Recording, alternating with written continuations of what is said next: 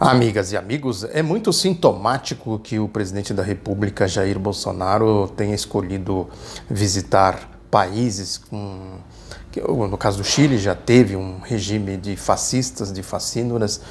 No caso dos Estados Unidos, lá também tem um governo, um regime abertamente belicista, com histórico de genocídios, de morticínios, e agora está lá em Israel, que também é um regime diretamente ligado, umbilicalmente ligado ao regime norte-americano.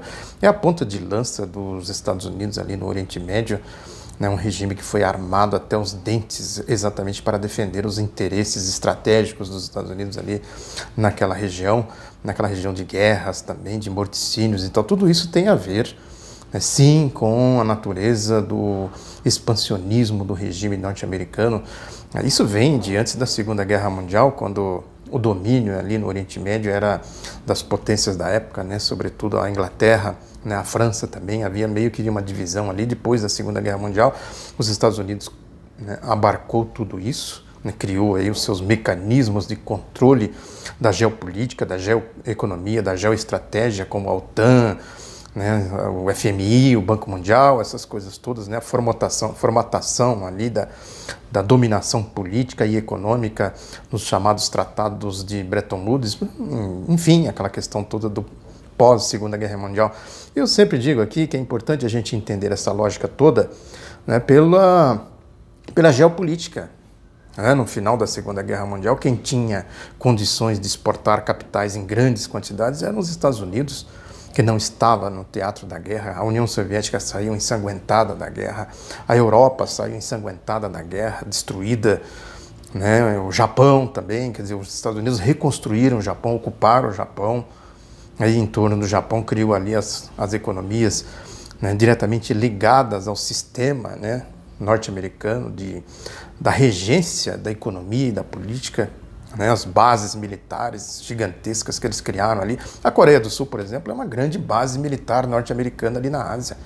Esse problema aí com a Coreia Democrática, Popular e Democrática, chamada Coreia do Norte, aquela fronteira, aquela guerra que até hoje não acabou, O que tem ali um armistício, uma trégua, mas a guerra continua, E o cerco à China, o cerco ao Vietnã, a guerra no Vietnã, a guerra na Coreia, essas coisas todas, Tudo isso criado exatamente na lógica do regime norte-americano do pós-Segunda Guerra Mundial, que assumiu a lógica do regime nazista, do nazifascismo. Eu sempre falo aqui, essa história se é de direita ou se é de esquerda, esse ministro aí, Ernesto Araújo, que saiu com essa, já não é de hoje que ele defende isso, essa turma aí obtusa, cachorros loucos, essa turma tosca, completamente fora do centro, fora da realidade. Eles vivem num mundo de uma abstração completamente abjeta, sem nenhuma...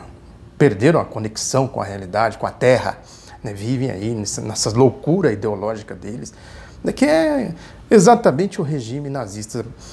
Eu sempre digo, já falei aqui em outras ocasiões, que a gente se pergunta hoje, analisando o Tribunal de Nuremberg, analisando a história, o que aconteceu ali naquele processo de ascensão do nazifascismo. É isso aí, ó. Essas loucuras. Isso é loucura ideológica. E aí um cidadão como esse comanda nada mais, nada menos do que o Ministério das Relações Exteriores. Portanto, quando eu digo que é sintomático, é exatamente isso. Quer dizer, ele foi lá nos Estados Unidos, qual foi algo de concreto? O que foi de concreto que ele trouxe de lá? Se não fazer louvações àquele regime, àquele sistema, Essa gente aí, a gente totalmente deslocada, os cachorros loucos, que eles não conseguem fazer as equações, o que tem lá de fato nos Estados Unidos, qual é a natureza da democracia que eles tanto falam lá, da prosperidade econômica, como são as questões de classes, como vivem os trabalhadores lá, considerando o crescimento da economia, o PIB, a produtividade, uma superpotência econômica que vem exatamente desse processo aí, desde a Primeira Guerra Mundial, a natureza expansionista do regime norte-americano de saques, de dominação, Né? Tudo isso proporcionou, isso carreou recursos e condições econômicas e políticas, né, para o comércio internacional e etc., para a prosperidade, a chamada prosperidade norte-americana. Agora, quem se beneficia disso? E isso custou o que para a humanidade? Guerra, a guerra civil na Rússia, logo depois da Revolução de 1917, a Primeira Guerra Mundial, a Segunda Guerra Mundial. É isso, eu sempre digo aqui que as potências ficaram de braços cruzados esperando a Alemanha destruir a União Soviética, né? Porque era o capitalismo ali. Ali era capitalismo, com essas loucuras aí ideológicas, né? Essas sandices, que foi aquilo lá, né? E ele foi no Chile, o Bolsonaro foi no Chile, o que ele fez lá? Elogiando o regime sanguinário, defendendo o regime sanguinário, o banho de sangue, como disse o próprio ministro da Casa Civil, Onyx Lorenzoni, no sentido de defender. Houve banho de sangue, mas o Chile tem uma economia assim, assada, desenvolvida, né, que cresce, alguma coisa assim, não sei exatamente os termos que ele usou. Né? É a velha história que eu sempre digo aqui. Aqui no Brasil também houve prosperidades, entre aspas, o tal do milagre econômico. Agora, o que custou isso para a nação? Quem se beneficiou disso? Está aqui no livro do Aurélio Pérez.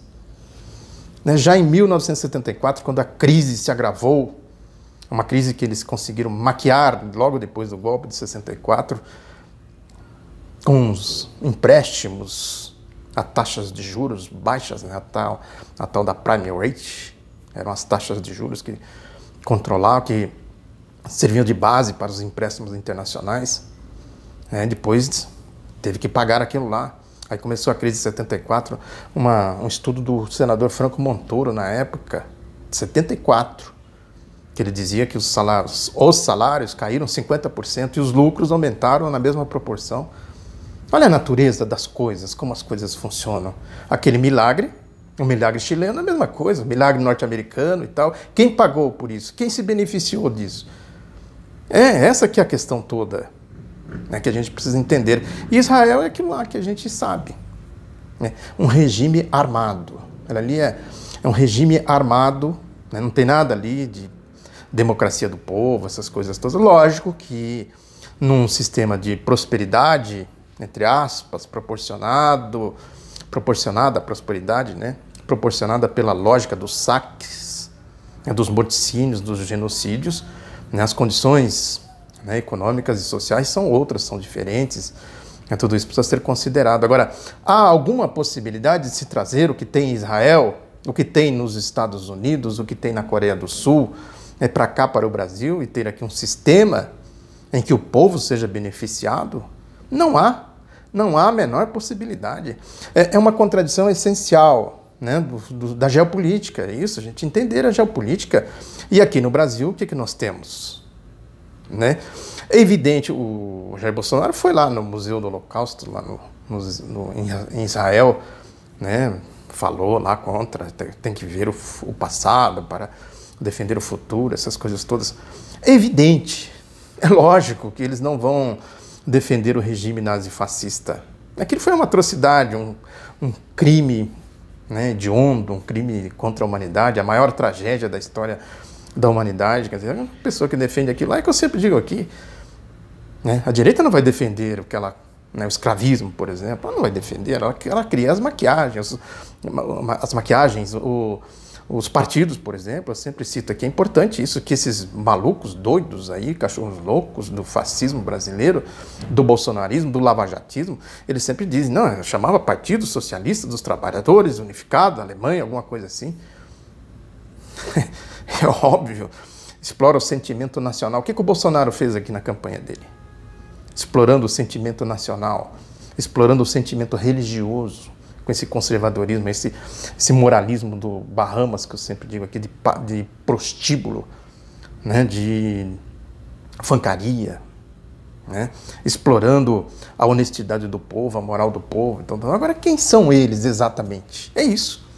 A dupla moral, que eu sempre digo aqui, a moral do Bahamas, essas coisas todas que eu procuro aqui ilustrar, né, com esses exemplos concretos, da realidade concreta. Falo sempre do Bahamas porque eles foram lá comemorar, né, o sujeito lá, esqueci, acho que Oscar Marrone, se eu não me engano, Maroni, coisa assim, né, distribuiu cerveja, foi lá os moralistas, bolsonaristas lá, comemorar com a imagem do Sérgio Moro e da ministra Carmen Lúcia, né, no painel ali na frente. Isso aí circulou muito aí na internet, enfim. É isso aí, ó. Olha o que é a dupla moral que eu sempre digo aqui. Essa turma que vai para as igrejas, sai das igrejas, vai para o Bahamas, ou sai do Bahamas, vai para as igrejas. Estou falando da religião, não. Sempre digo isso aqui. Religião é outra coisa. O sentimento religioso do povo. Isso aí é picaretagem, essa turma aí, todos os aparelhos ideológicos, né? Agora, é isso, é o fascismo. Eu sempre digo aqui, o fascismo, o socialismo, a história, mas isso aí tem que ser sempre analisado com uma visão dialética das reciclagens, das adaptações, das realidades concretas de cada tempo histórico, de cada localidade. O que eles dizem aqui que é comunismo, né? É lógico que tem uma outra questão aí, tá, né? Agora na comemoração e descomemoração agora do golpe, né, no 1º de abril, do golpe dos latrocidas de 64, isso circulou muito aí, esse debate, né? O país estava perto do comunismo. Como assim? Vai trazer um comunismo? De onde vem o comunismo? Seria o que exatamente o comunismo que eles tanto dizem por aí? É qualquer ser com um mínimo de capacidade cognitiva, né, que liga uma coisa com outra, que conhece minimamente as relações econômicas, a história, né, da Revolução Francesa, da Revolução Russa, e essas coisas todas. A escola clássica inglesa, dos economistas clássicos, desde Ricardo Adam Smith, né, conhece minimamente a crítica à escola clássica, feita por Karl Marx, sobretudo no Capital, também pelo Friedrich Engels e outros teóricos aí, né, que analisaram isso criticamente. Qualquer um sabe o que vem a ser o comunismo que eles tanto falam aqui. Isso é fascismo, isso é terrorismo ideológico. A ditadura militar fez muito isso, o nazismo fez muito isso e o bolsonarismo está fazendo muito isso. Para as pessoas não raciocinarem, não pensar. Evidentemente que ninguém vai ficar, quando se fala, por exemplo, da socialização dos meios de produção, aí eles saem por aí dizendo, vai tomar a casa de um, carro do outro, essas coisas, isso é terrorismo ideológico. Também não é a socialização dos meios de produção. Esse é um debate que tem aí na história do socialismo, que precisa ser, né, considerado, os erros que foram cometidos, né? Quer dizer, a aceleração do processo histórico, da marcha histórica. Quem compreendeu melhor isso foi a China, foi o Vietnã. Né? Não é à toa que, sobretudo, a China puxa o que estão chamando aí de século asiático. Saiu uma matéria aí no Financial Times de Londres, né, reproduzida pelo Valor Econômico, que eles analisam um pouco isso, né, o tal do século asiático. A China, portanto, entendeu, né, corretamente, né, o que são os processos históricos. Né? É necessário que essa dualidade que eu sempre falo aqui, esse binômio que eu sempre falo aqui, né? Esse binômino que eu sempre falo aqui, que é o controle do Estado, né, pelo mercado, ou o controle do mercado pelo Estado. Quer dizer, se o Estado não controlar o mercado controla o Estado. Aí vira totalitarismo, vira fascismo. É isso aí. É o capitalismo de lado, o partido dos trabalhadores, socialista, alguma coisa assim. Dos nazistas era isso aí, quer dizer.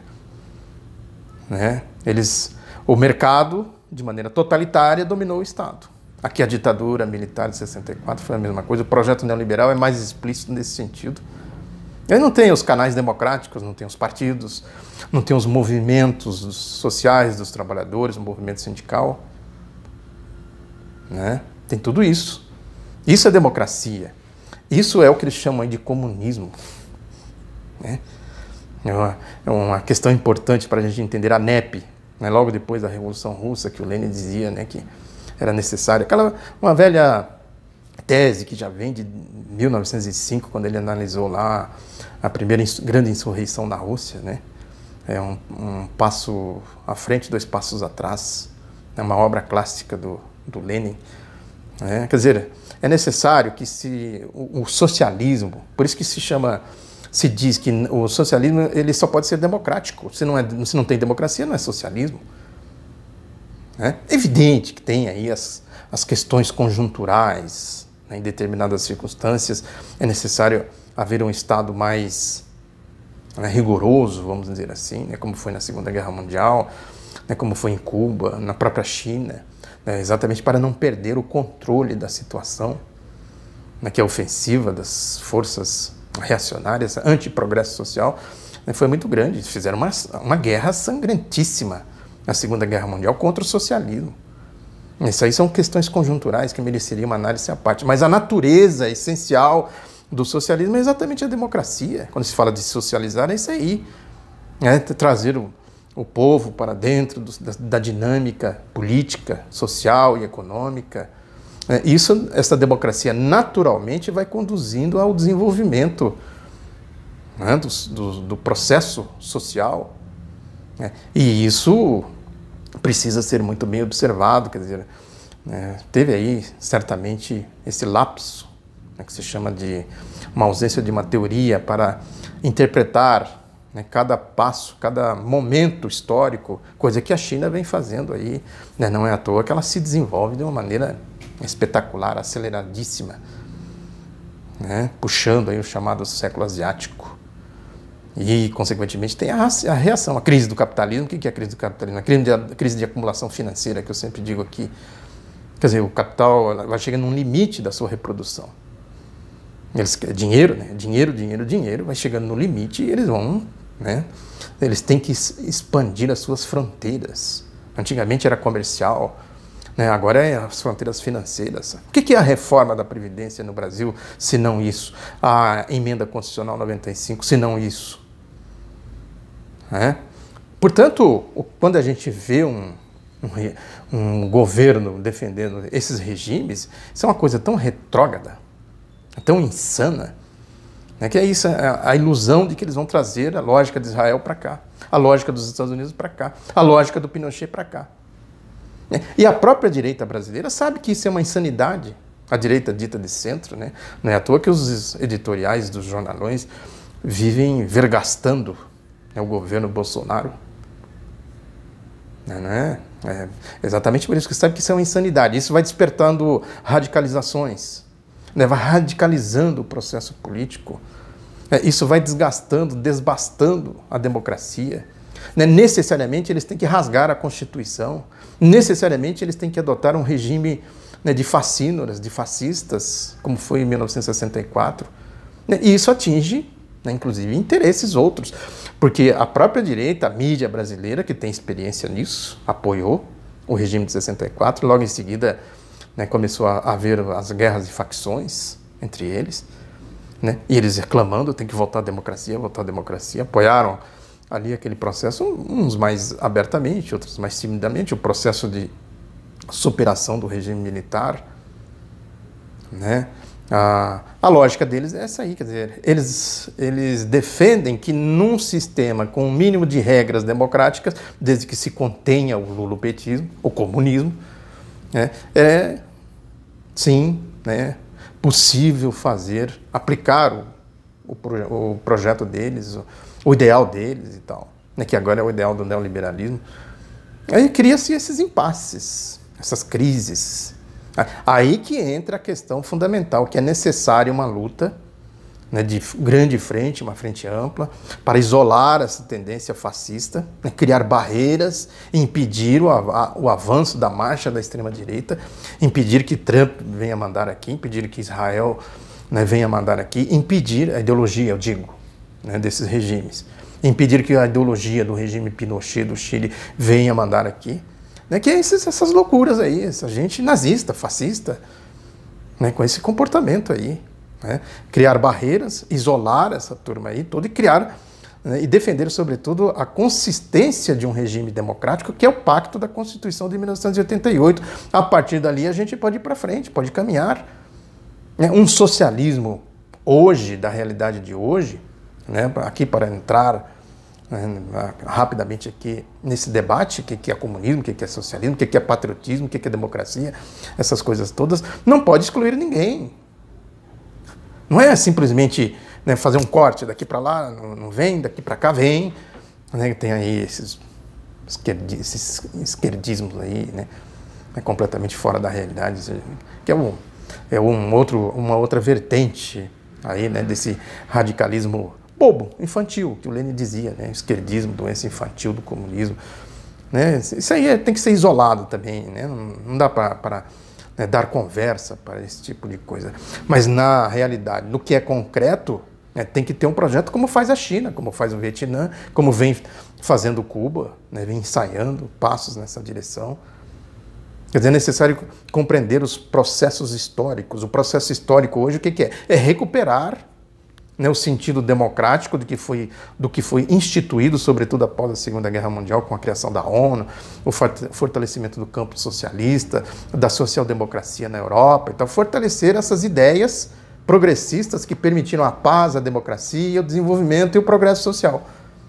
Mesmo aqui no Brasil, com a Revolução de 30, com os governos desenvolvimentistas do Getúlio de 1950, né, do Juscelino Kubitschek, do João Goulart, e agora esse ciclo, né, virtuoso dos governos progressistas, dos ex-presidentes Lula e Dilma. A essência da coisa é isso aí, quer dizer, não excluir ninguém, não ter uma posição, não, você é capitalista, você é de direita, você foi golpista, essas coisas todas. Se a gente não atentar para a realidade das coisas, entender que tem um processo político, que só outro processo político pode suplantar esse processo político que está aí, a gente está fora da realidade, está pregando no deserto, fazendo proselitismo ideológico, bobo, infantil. Né? É necessário entender essas coisas. E é necessário, evidentemente, fazer o debate de ideias, enfrentar os editoriais, eu sempre digo aqui. Né? Porque essa mídia aí, isso aí, a gente sabe o que é isso aí. Sabe exatamente o que ela expressa, a gente sabe exatamente o que é a direita brasileira. A gente sabe do histórico da direita brasileira. O que ela fez, o que ela faz, o que ela pensa, etc, etc. Num processo democrático, é importante a gente fazer esse debate para exatamente isolar, né, essas possibilidades, como foi essa do golpe de 1916, né, e a eleição do Jair Bolsonaro em 2018, aí, o avanço da extrema-direita nessa lógica da geopolítica. É importante entender isso. Isolar isso aí, criar as vias de combate, né, as vias do autoritarismo, essa é uma questão fundamental, uma questão essencial para a gente compreender o que significa fazer oposição hoje. Muito obrigado pela atenção, divulgue Outro Lado da Notícia, um abraço e até a próxima.